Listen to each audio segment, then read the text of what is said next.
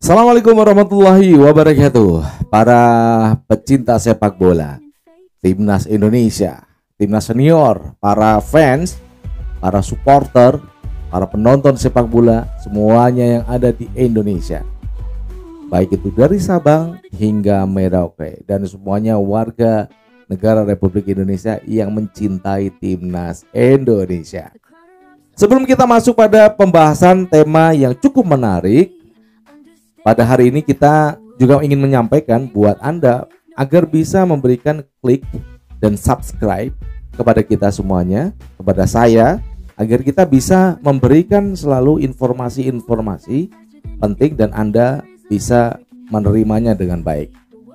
Dan jangan lupa berikan komentar ketika Anda sudah menyaksikan tayangan ini, agar PSSI bisa kita berikan kritikan, masukan, saran dari seluruh supporter tanah air buat seluruh warga Indonesia. Dan pada hari ini kita akan membicarakan temanya menarik. 3 November hingga 27 November 2025. Setelah kita dihadapkan ataupun menonton pertandingan timnas senior, kemudian juga ada U23, AFF. Kenapa PSSI melakukan serangkaian uji coba turnamen ya? Satu, untuk agar anak-anak itu mendapatkan jam terbang. Dengan jam terbang bermain yang cukup banyak, maka yang bisa didapatkan anak-anak adalah mereka bisa mendapatkan kepercayaan diri. Ketika mereka memegang bola, mereka tahu apa yang harus mereka lakukan. Ketika jadi back, apa yang harus saya lakukan? Jadi kiper, apa yang harus saya lakukan? Jadi pemain tengah, midfielder, apa yang harus saya kerjakan? Atau pemain sayap di depan atau striker, apa yang saya kerjakan ketika ada bola di kaki saya? Itu adalah perbedaan pemain yang jam terbangnya tinggi dengan pemain yang tidak memiliki jam terbang tinggi. Untuk Piala Dunia sendiri, kita tergabung pada grup yang cukup berat ya. Ada Brazil, Zambia, dan Honduras di grup H.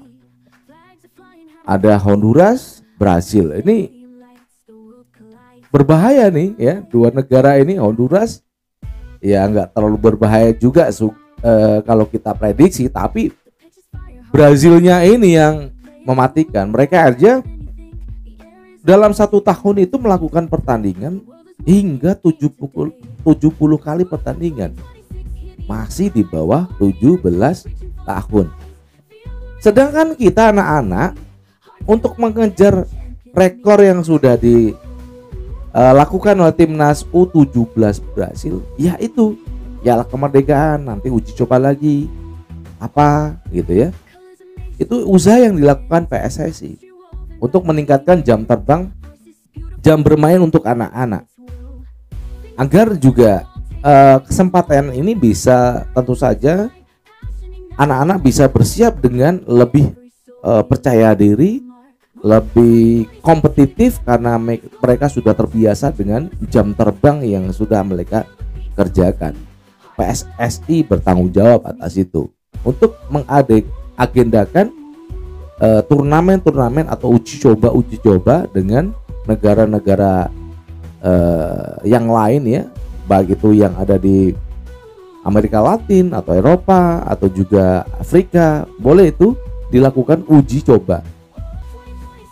Sinyal bahwasanya PSSI dari beberapa grade usia sepak bola ini nggak main-main, bos ya. Dari U17, U20, U22, U23 hingga timnas senior, PSSI sudah menyiapkannya dengan betul-betul cermat. Melihat kegagalan kita kemarin saat final AFF U23 di tahun 2025 ini, kita kalah karena memang pemain-pemain kita itu di bawah usia 23. Kebanyakan mereka itu di 20,74. Berbeda dengan para pemain-pemain dari negara-negara yang lain. Jadi ini memang disiapkan untuk SEA Games yang memang menggunakan anak-anak berusia U22. Kita kembali ke U17. Bagaimana persiapan Coach Nova Arianto dalam melakukan juga latihan? Selama ini kan U17 berada di Bali ya, untuk mereka melakukan training camp, dan sudah sebulan ini mereka di Bali. Maka itu mereka akan diberikan kesempatan untuk bermain di Piala Kemerdekaan. Dan Piala Kemerdekaan itu akan diselenggarakan di Sumatera Utara ya pada bulan Agustus ini. Jadi untuk Piala Dunia itu akan berlangsung pada bulan November, tepatnya tanggal 3 hingga 27 November. Timnas Indonesia U17 ini akan bertanding di Piala Dunia U17 di Qatar dari tanggal 3 November hingga 27 November 2025. Jadi kalau kita hitung masih ada beberapa bulan persiapan yang bisa dilakukan anak-anak untuk mereka bisa melakukan pertandingan, uji coba, ikut kompetisi, turnamen ya, seperti yang sudah dicanangkan oleh Pak Erick Thohir. Piala Kemerdekaan akan diselenggarakan pada bulan Agustus besok ya. Besok udah masuk Agustus ya. Kemudian tempatnya ada di Sumatera Utara. Jadi PSSI sudah mencoba untuk meninggalkan Java sentris dalam beberapa pertandingan ini U17.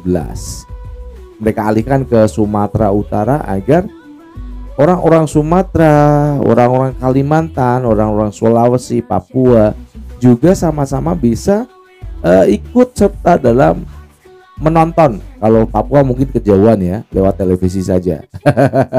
Tapi orang-orang Sumatera bisa langsung nonton di stadion di Sumatera Utara untuk menyaksikan pertandingan Piala Kemerdekaan yang diadakan di tempat itu.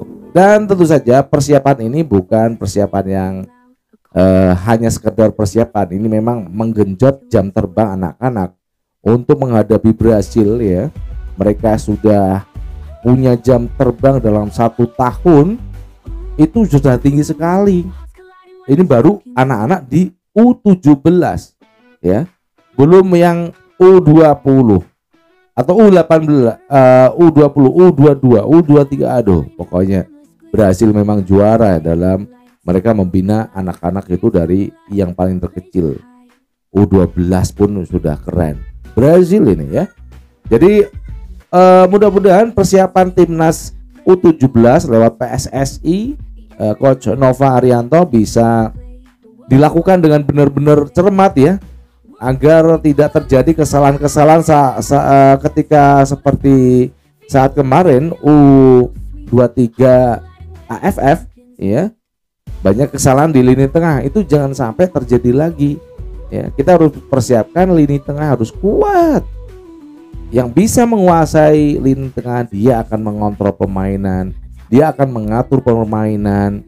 Apalagi nanti di Qatar ya, November. Siapa yang menguasai lapangan tengah, dia akan mengontrol, menguasai, mengatur jalannya pertandingan pada Piala Dunia U17. Dan itu saja yang bisa kami sampaikan kepada Anda semuanya. Dari studio saya mengucapkan terima kasih, dan dari Jakarta saya ingin mengucapkan wassalamualaikum warahmatullahi wabarakatuh. Salam olahraga and bye bye.